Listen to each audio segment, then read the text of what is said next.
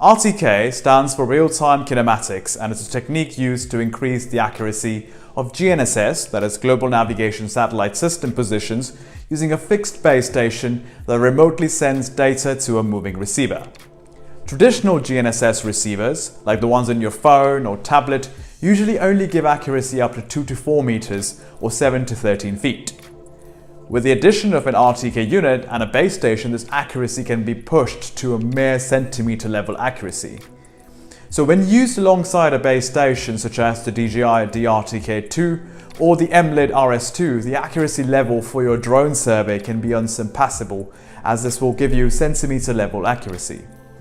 This is achieved by GNSS data not only received by the drone, but also by an additional base station that sends correctional information to the drone base station controller, increasing the accuracy of the data.